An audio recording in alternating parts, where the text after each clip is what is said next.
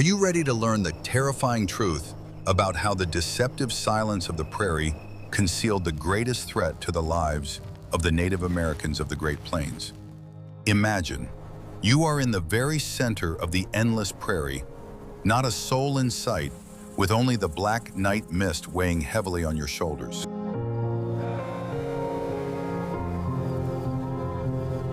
In this world, a single, misheard sound meant only one thing. An entire Lakota tribe might not live to see the dawn. The nighttime prairie only appeared to be a sea of calm, but in reality, it was a deadly acoustic trap where every decibel mattered. Any faint rustle, distant crackle, or strange wolf howl held an encrypted message, accessible only to the scouts' phenomenally trained ear. While everyone else slept, these ears of the tribe analyzed the complex soundscape of the area. It was the only, and sometimes the last, reliable shield against a sudden enemy raid, capable of silently closing in on your teepee. How can you distinguish the random sound of the wind from the footsteps of a professional stealth warrior? And why are modern people completely helpless in such a situation? We'll dive into a world where hearing was more important than sight and explore unique methods for training the senses that today seem beyond human capabilities.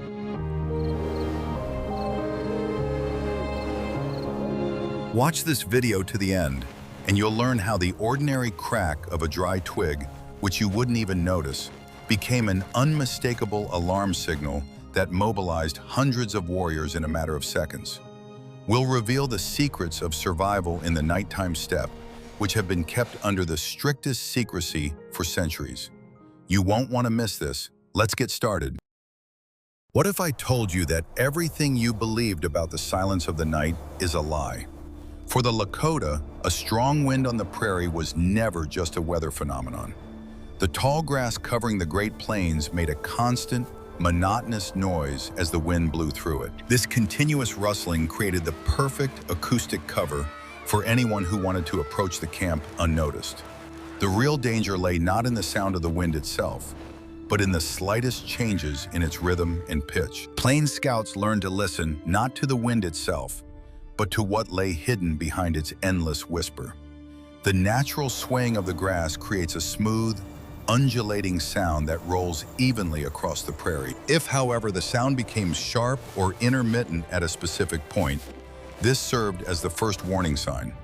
A person walking through tall grass inevitably disrupts the natural harmony of the swaying prairie plants.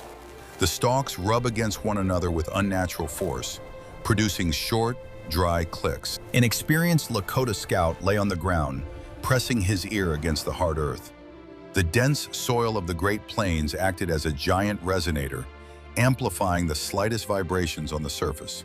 The wind muffled the sound of footsteps in the air, but the ground continued to transmit rhythmic vibrations from the weight of a human body. These vibrations were very different from the light tread of a lone prairie animal seeking cover. The warrior clearly distinguished the surface rustling of the grass from the dull thuds coming from deep within the earth. Wind direction also played a key role in the night patrol strategy. Enemy scouts always tried to approach the camp from downwind. This allowed them to mask the sounds of their approach in the rush of oncoming air.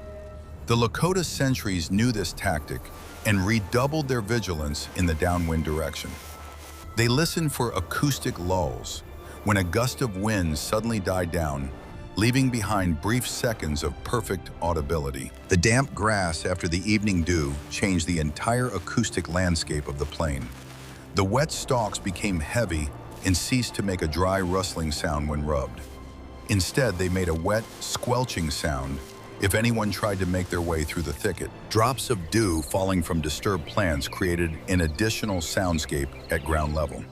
Lakota scouts could detect this specific sound of disturbed moisture from a distance of many tens of meters. This made nights with heavy dew safer for the sleeping camp. In winter, the wind swept dry snowflakes across the prairie, creating a completely different soundscape. The snow rubbed against the frozen stalks of tall grass, emitting a thin, continuous whistling sound. Footsteps on the frozen ground and snow crust produced a loud creaking that the wind could not drown out. On such nights, the tribe's survival depended on the sentry's ability to distinguish the crunch of settling snow from the heavy tread of a human. The slightest error in judging this sound could lead to fatal consequences. A Lakota warrior's hearing was trained for years to filter out the natural sounds of the prairie.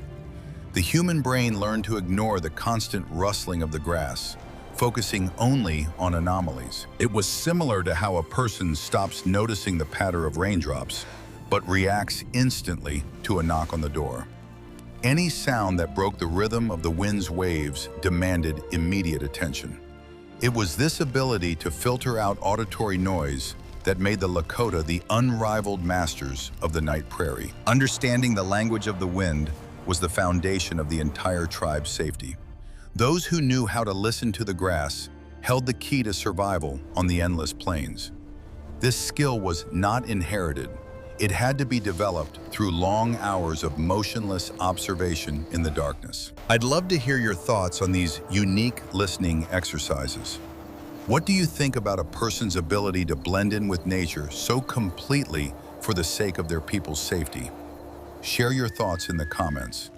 Be sure to subscribe to our channel to continue uncovering the secrets of the Great Plains.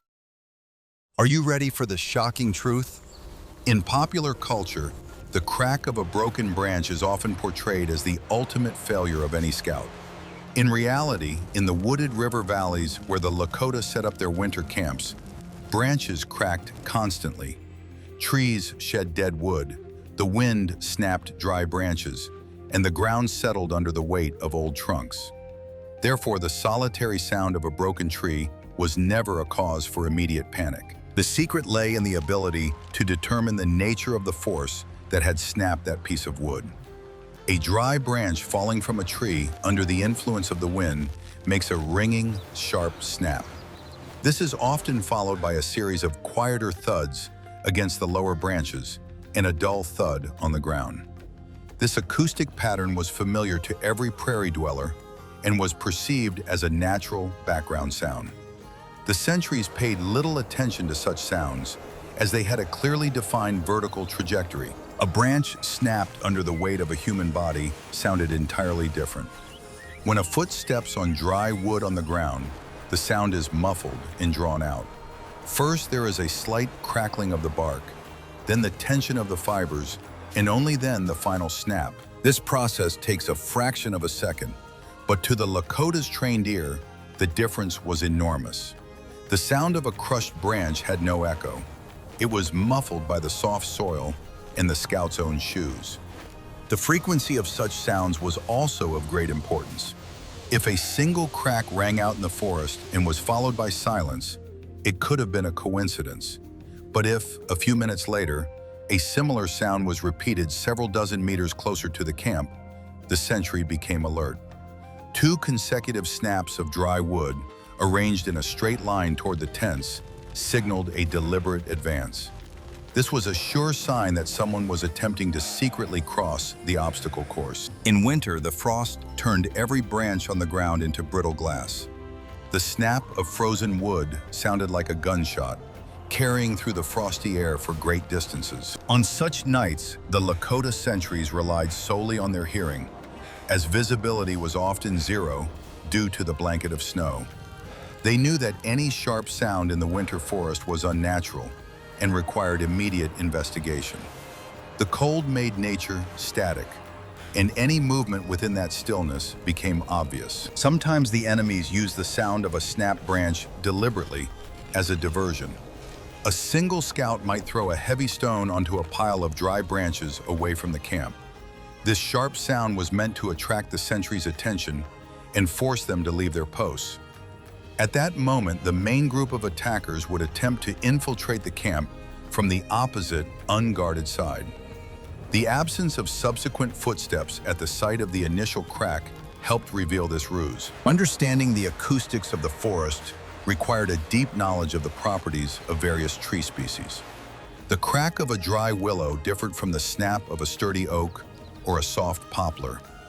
Lakota scouts memorized this sound palette from an early age, exploring the surroundings of their encampments.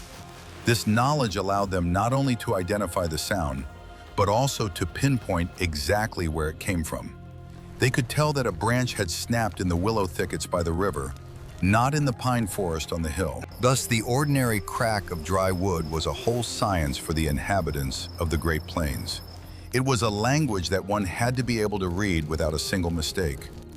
And what do you think? Could modern people distinguish the sound of a falling branch from the footsteps of a scout in complete darkness? Every detail of the environment was of immense importance. In the next chapter, you'll learn why the night cries of birds caused warriors to grab their weapons. I will reveal the best-kept secret of the Plains tribe's nighttime strategies. In the endless prairies and river valleys, the sounds of birds were a natural part of the nighttime background. The hooting of an owl seemed like the most harmless and familiar sound, lulling the sleeping camp to sleep. However, it was precisely this sound that most often served as a communication tool for enemy units. The Lakota knew about this tactic and paid the closest attention to the cries of nocturnal predators. A real bird makes sounds with strict regularity and specific intonations. Its voice sounds full, resonating in the chest and echoing off tree branches. A person trying to imitate the hoot inevitably makes microscopic errors in pitch. Air passing through cupped hands and human vocal cords produces a flatter, duller sound. An experienced Lakota listener could unerringly distinguish the living creature from a crude human imitation. The Lakota studied not only the sounds, but also the environment's reaction to these calls.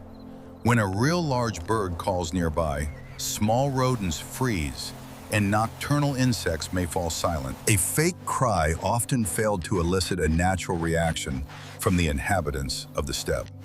Furthermore, people were unable to imitate the sound of flapping wings, which often precedes a bird's cry. The absence of this accompanying acoustic background served as a clear sign of deception. Different species of nocturnal birds were found in the various regions inhabited by the Lakota.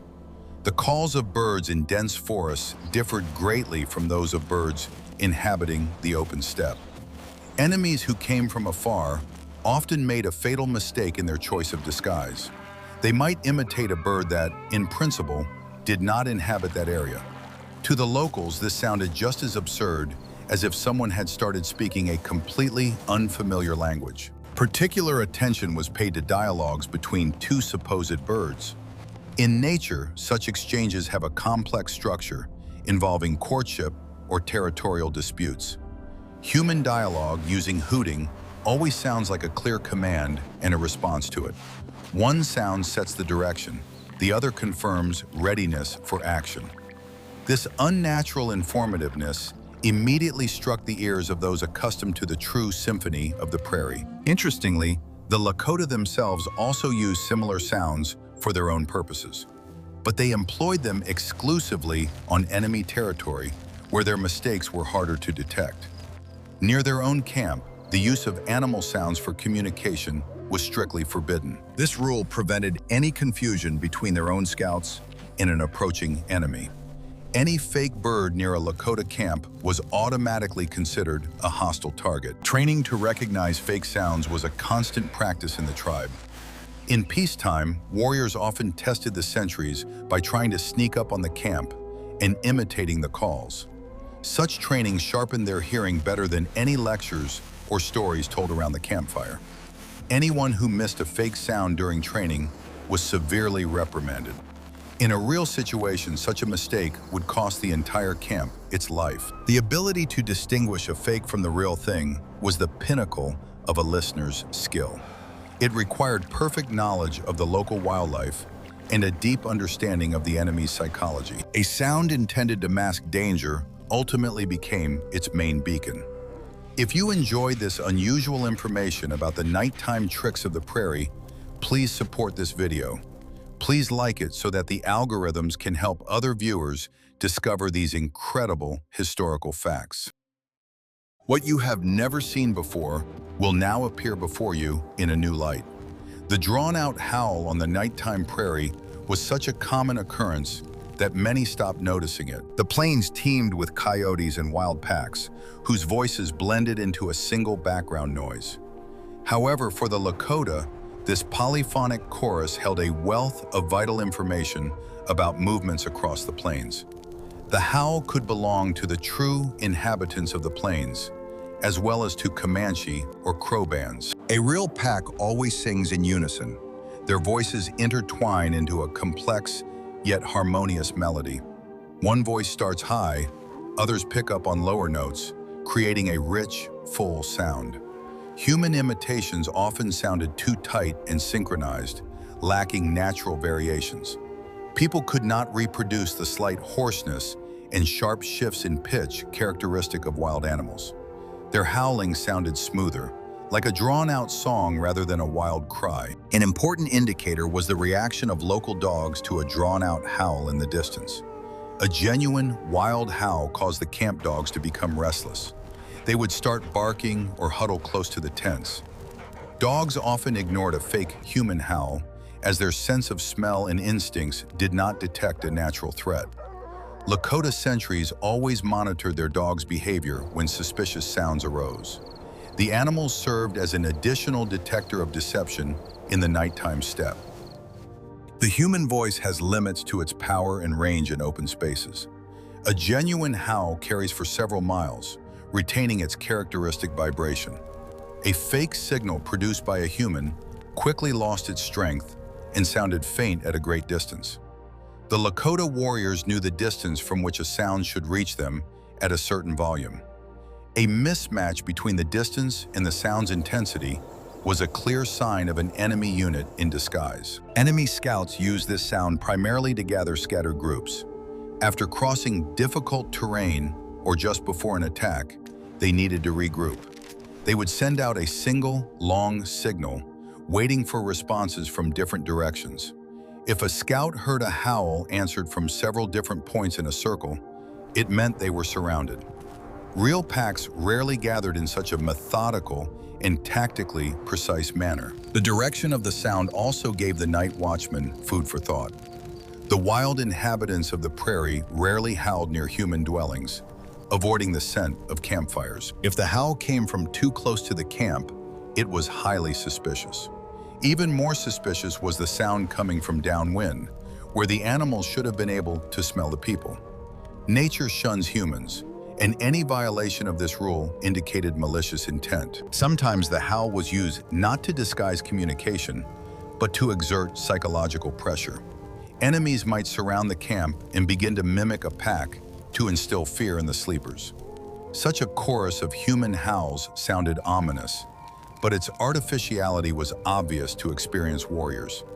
In such cases, the Lakota simply increased their patrols, realizing that the enemy was trying to provoke panic.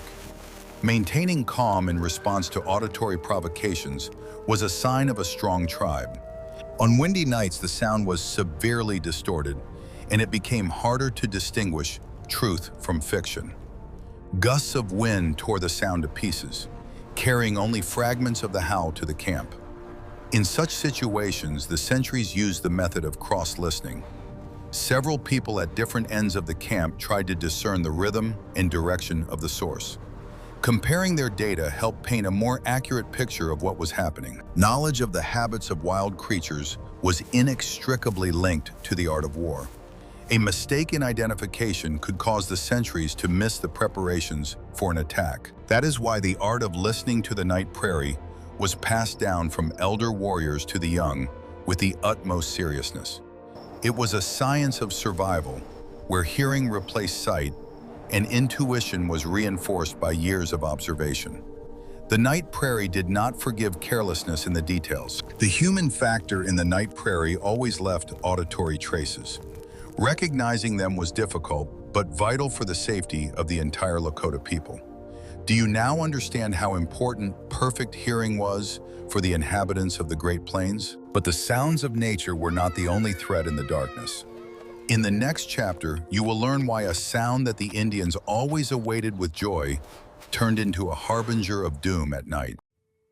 For the tribes of the Great Plains, the arrival of the horse forever changed the way they traveled and waged war.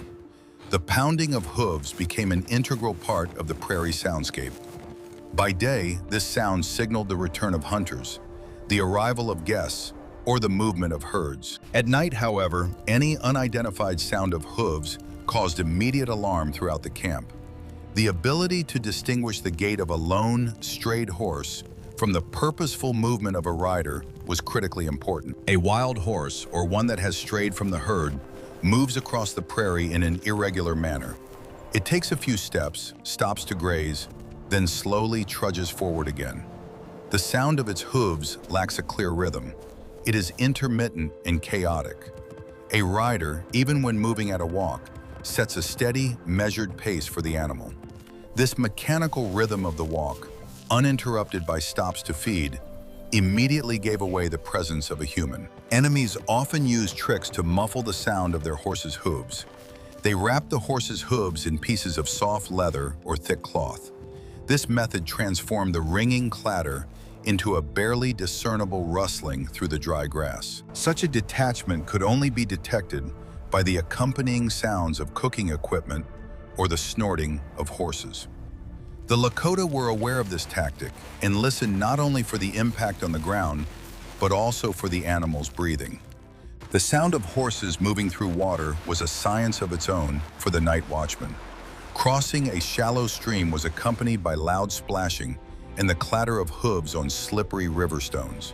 To conceal the crossing, experienced riders dismounted and led their horses by the reins, choosing spots with a sandy bottom.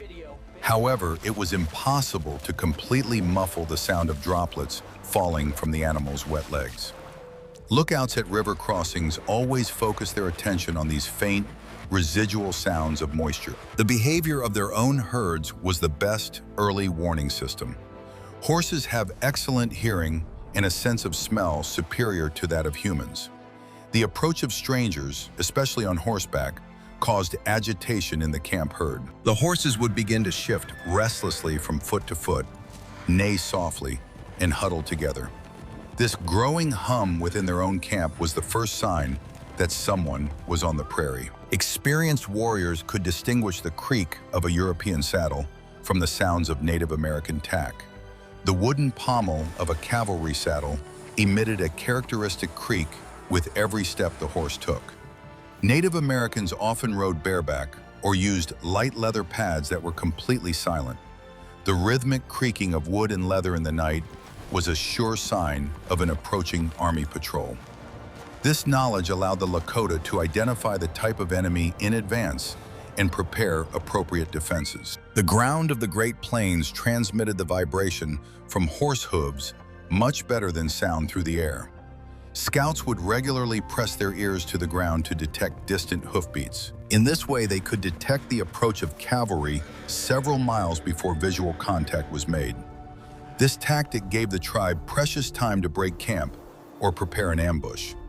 The earth has always been the most faithful ally and informant for the indigenous peoples of America. The sound of horse hooves could bring both joy and mortal danger. Distinguishing the nuances of this sonic palette was the duty of every tribe member standing night watch. The accuracy of this acoustic analysis determined whether the camp would continue to sleep peacefully or immediately engage in battle. In a world without radar or night vision goggles, hearing remained the primary tool for survival. The nighttime plains held many more acoustic secrets, which we will discuss later. The hidden truth that everyone keeps quiet about lies in the most ordinary things. In the daily life of the camp, the sounds of clothing and tents rubbing against one another provided a constant, soothing backdrop. The teepees, covered with bison hides or sturdy canvas, flapped in the wind, producing a rhythmic thud. People wore leather moccasins and suede shirts that rustled softly with every movement. But in the absolute silence of the night watch, these same sounds could betray the presence of a creeping enemy. The clothing of the Indian warriors was designed to allow for the quietest possible movement. The suede used to make their shirts and leggings did not make any sharp sounds when rubbing against the bushes. However, even it had its acoustic limits when moving carelessly through dense thickets. The sound of fabric or leather catching on the stiff branches of thorny shrubs was sharp and unnatural. The sentries could clearly distinguish this sound from the natural rustling of leaves in the gusts of wind. The clothing of white settlers and army soldiers posed an even greater danger. Woolen uniforms and thick cotton trousers made a loud, rustling sound with every step. This sound was particularly pronounced when the fabric became damp from the night dew and stiffened. Soldiers attempting to sneak up on the camp often gave themselves away precisely because of this rhythmic rustling. To an Indian's ear, this noise was as loud as the ringing of a bell in an empty room. In winter, clothing became even noisier as the fibers froze. Stiff winter furs stood on end and made a loud crackling sound with every bend of the joints. Moving silently in the bitter cold was an art accessible only to the most experienced warriors. They learned to walk slowly, shifting their body weight smoothly to avoid sudden movements of their clothing. Any quick step on the frosty prairie was accompanied by a symphony of creaking that gave the scout away completely. The sound of metal rubbing against fabric or leather deserves special attention. The clinking of buckles and the clanging of canteens and bayonets were the bane of European army units. Before night raids, soldiers tried to wrap their metal gear in rags to muffle the sound, but it was practically impossible to completely eliminate these sounds, which were unnatural to the prairie. Lakota scouts could always pick out this metallic clanging from the general background noise of the night. The use of bison hides for camouflage also had its own acoustic nuances. Warriors could drape a heavy hide over themselves to blend into the landscape or mimic a grazing animal. However, a bison hide is very heavy, and dragging it across dry grass creates a loud, shuffling sound. If this sound was not accompanied by the characteristic breathing and crunching of grass being eaten, the camouflage failed. Lookouts quickly recognized the deception and prepared to repel the hidden threat. The art of stealthy movement lay not only in controlling one's steps, but also in controlling one's own clothing. Before a raid, warriors carefully checked their gear, removing anything that might make an unnecessary sound. They preferred to travel light, leaving bulky items in a safe place. This meticulousness in preparation was dictated by the harsh laws of survival on the plains. A single loose seam or stiff belt could cost the entire squad its life. The world of sounds from clothing and equipment was a fine and complex line between life and death. The ability to control this aspect of camouflage distinguished the true masters of the night prairie from amateurs. Do you think regular army soldiers could have achieved the same level of control over sounds? The battle of the acoustic systems raged every night across the vast expanses of North America. And in the next chapter, you'll learn why moving stones near the water was a deadly maneuver. Water barriers have always served as natural defensive lines for Lakota camps.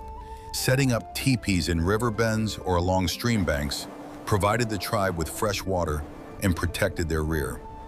Crossing a water barrier silently at night was an incredibly difficult tactical challenge for the enemy. The sound of the water itself masked many noises, but the riverbeds of the Great Plains held a treacherous trap.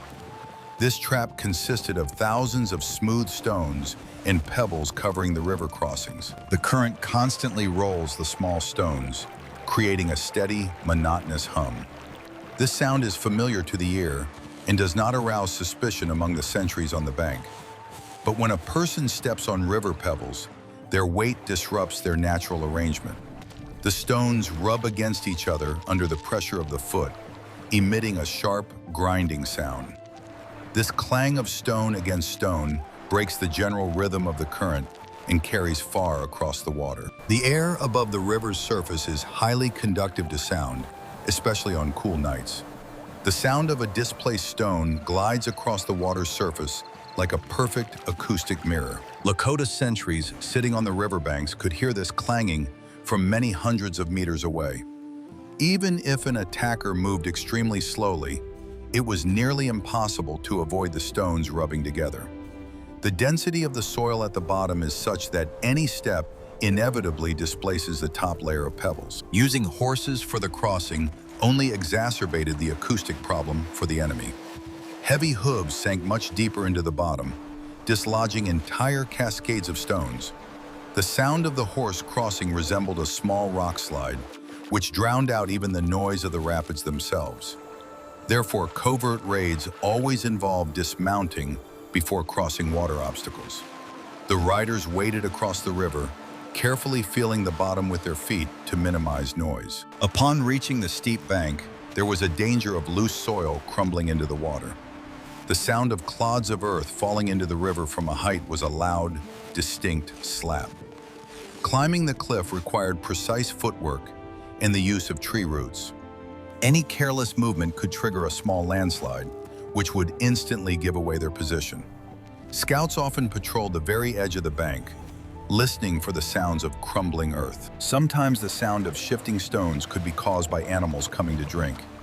Deer or bison also dislodged pebbles when they entered the river to drink. However, the animals moved with confidence. Their steps were steady and accompanied by the sound of lapping water. A person creeping in the dark takes long pauses between steps. Their movements are jerky and hesitant. It was precisely this irregularity in the clinking of the stones that betrayed the deliberate plan of a stealthy intrusion. In winter, the rivers froze over, but the ice created new acoustic obstacles. The thin ice near the shore cracked underfoot with a deafening crash that echoed through the valley. Movement across the smooth ice was silent, but any dropped object or slip produced a long, ringing sound. Enemies often wrapped their feet in pieces of hide to prevent slipping and to muffle the sound of their footsteps on the ice. The ice cover transformed the river from a water barrier into an ideal acoustic membrane. Rivers and streams were not only a source of life, but also a vital element of acoustic defense. The stones on the riverbed served as a natural alarm system that could not be turned off or bypassed. Understanding how a river sounded at different times of the year was essential knowledge for a warrior. This knowledge saved camps from sudden nighttime attacks from the water. The silence of the prairie held many more mysteries that the indigenous peoples knew how to unravel. Among the variety of nighttime sounds on the prairie, there was one phenomenon that frightened the sentries the most. This phenomenon was the complete, sudden absence of any sound at all. Nature is never absolutely silent. It is always breathing, rustling, and conversing. Constant background noise is a sign that the ecosystem is at rest and safe. When this background noise suddenly ceased, experienced Lakota warriors instantly readied their weapons for battle. Silence fell when the small inhabitants of the prairie sensed the presence of a large predator or a human.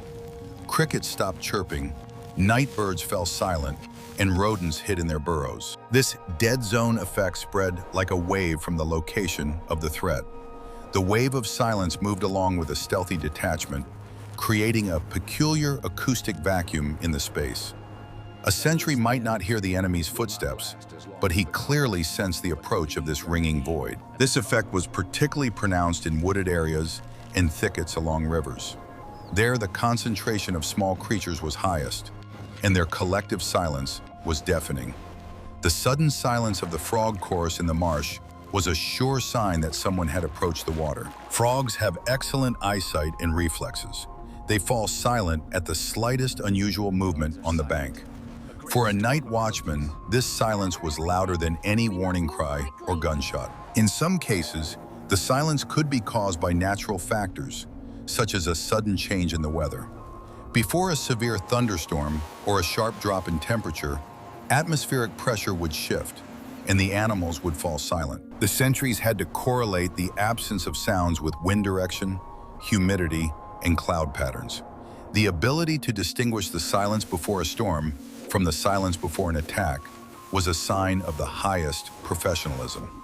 A mistake in such conclusions could lead to a false alarm, or conversely, to fatal complacency. Interestingly, the Lakota themselves used this dead zone in their offensive operations. They knew how to coordinate their actions by orienting themselves to the boundaries of the silence. Groups of warriors moved so that their zones of silence intersected directly at the enemy's positions. This created the effect of sudden acoustic pressure, which disoriented the enemy camp's sentries. Mastery of the art of controlling silence was the pinnacle of tactical skill on the Great Plains. The psychological impact of ringing silence on a person was immense. In the darkness, when sight is useless, the absence of sound forces the brain to generate phantom fears. Inexperienced sentries often could not withstand this tension and began to panic or fire blindly. The Lakota warriors cultivated iron self-control to remain calm in absolute silence. They learned to dissolve into this silence, becoming an organic part of it rather than a foreign element. Even the dogs in the camp reacted to the sudden silence of the night. They raised their heads, twitched their ears, and growled softly, sensing an invisible threat in the air. The behavior of the camp animals had always been an excellent indicator for confirming the sentry's suspicions. The combined work of human intelligence and animal instincts created a reliable shield for the tribe. No enemy could pass unnoticed through this double line of defense. Thus, the absence of sound carried more information than the loudest noise. Silence was the language of danger, one that had to be deciphered in time. The inhabitants of the prairies read this emptiness as easily as we read words on the pages of a book. Their survival depended on how deeply they understood nature's symphony. And this symphony continued to play every night across the boundless expanses of America. When the distance between the enemy and the scout was reduced to a minimum, the microacoustics of close combat came into play. At a distance of a few dozen meters, the sound of footsteps or breathing could be masked by gusts of wind. At that moment, the sounds of weapons ready for a deadly strike became decisive. For the Great Plains Indians, the traditional bow remained the primary weapon for silent attacks. Firearms were too loud for covert nighttime operations and gave away the shooter's position after the very first shot. The sound of the bowstring being drawn was the most terrifying warning in the darkness of night. The tendons used to make the bowstring emitted a barely audible, high-pitched squeak when pulled taut. This sound meant that the enemy was not merely close by, but had already sighted his target and was ready to fire. The sentry had literally fractions of a second to throw himself to the ground or change position. The reaction to the creak of the bowstring had to be reflexive, ingrained in muscle memory through years of training. The bow itself, made of hickory or ash, could also emit a slight crack when fully drawn. Experienced warriors regularly greased their weapons to prevent the wood from drying out and creaking. However, in conditions of sudden temperature changes, dry wood could let even the most skilled archer down. This short, dry snap of the wood was the signal for the start of close-quarters combat. The Lakota could determine the approximate power of a drawn bow and the distance to the archer by the sound. A distinct auditory marker was the rustling of the arrow feathers as they were drawn from the quiver. Native American arrows were fitted with large turkey or hawk feathers for stability in flight. When an arrow was pulled from a tightly packed quiver, the feathers rubbed against each other, producing a characteristic dry rustle. This sound was very quiet, but in the absolute silence of an ambush, it sounded like a treacherous whisper. Warriors learned to draw arrows slowly and at a specific angle to minimize feather friction. If an arrow was fired, it emitted a quiet, hissing sound in flight. This sound was created by the resistance of the air being cut through by the sharp tip and stabilizers. Hearing the arrow's flight and dodging it was practically impossible due to the projectile's tremendous speed. However, the sound of an arrow whizzing past or embedding itself in the ground immediately indicated the direction of the attack. The dull thud of a flint or steel tip striking a tree was a signal for an immediate counterattack. In close combat, other traditional weapons were also used, each with its own distinctive sound. Wooden war clubs and tomahawks emitted a dull whistle when swung rapidly through the air. This whistle occurred a split second before the strike and offered a tiny chance to parry or dodge. The art of hand-to-hand combat in the dark was based on the ability to sense the movement of air and hear these swipes. Warriors spent hours training blindfolded, honing their reaction to the whistle of air being sliced. The sound of a knife being drawn from its sheath was also a serious indicator of danger at close range.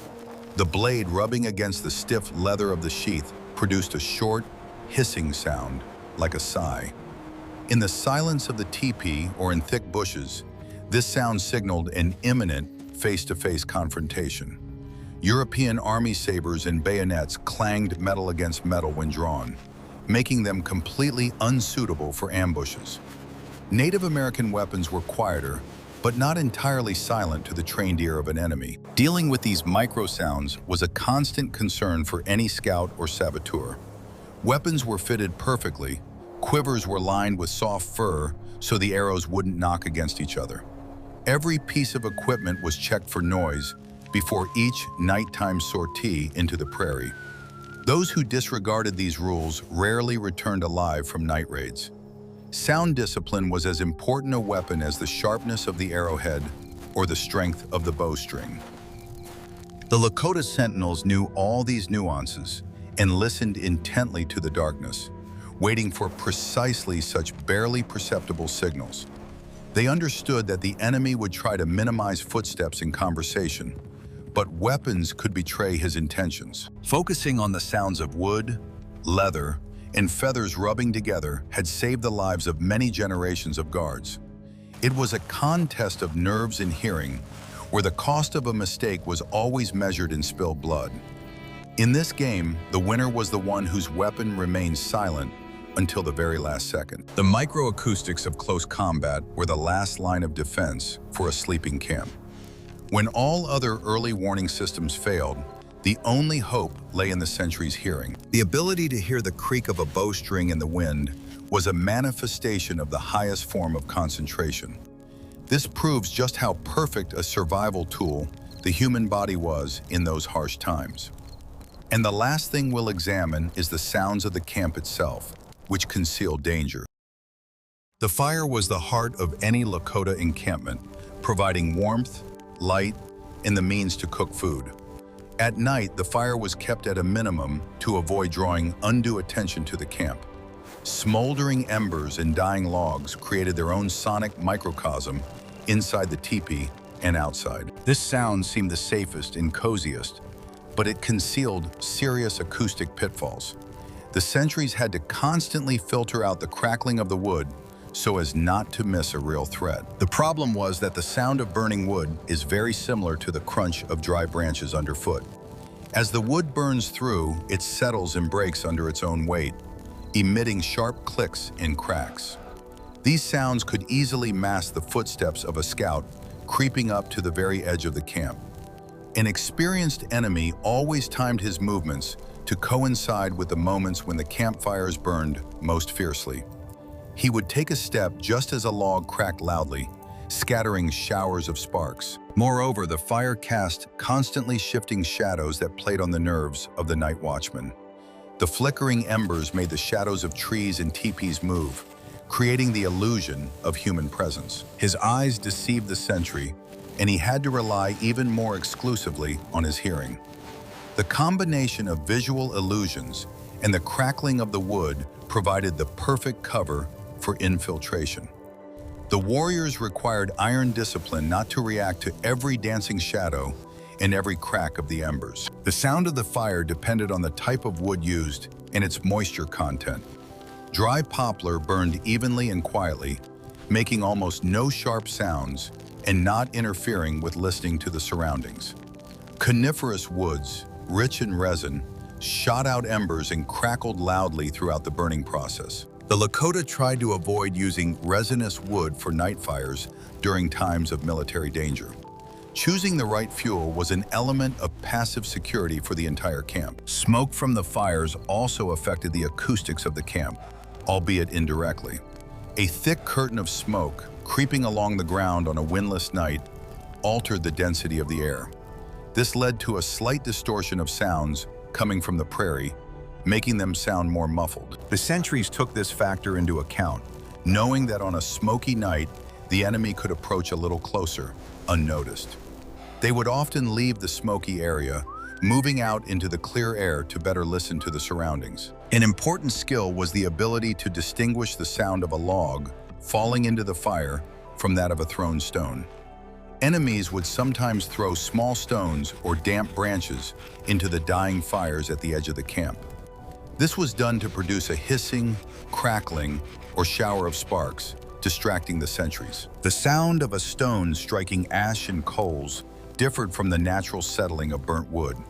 It was duller and was not accompanied by the preliminary tension of the wood fibers. The sounds of food left simmering on the coals also contributed to the nighttime symphony.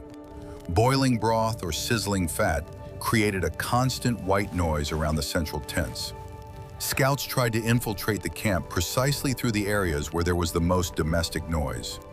They knew that people's hearing there was dulled by the smells and sounds of food left out overnight. Defending such areas required double the number of sentries on the outer perimeter. Over time, the fire died down, and the crackling of wood gave way to the quiet rustling of cooling ashes. This transitional period was the most dangerous time before dawn, when sleep is particularly deep. The camp's background noise dropped sharply, making any external sounds more distinct. But it was precisely at this time that the human brain, exhausted from a night of vigil, functioned at its worst. Enemies often chose this pre-dawn hour for their most decisive and daring attacks. Understanding the acoustics of fire was the final piece in the complex mosaic of nighttime safety.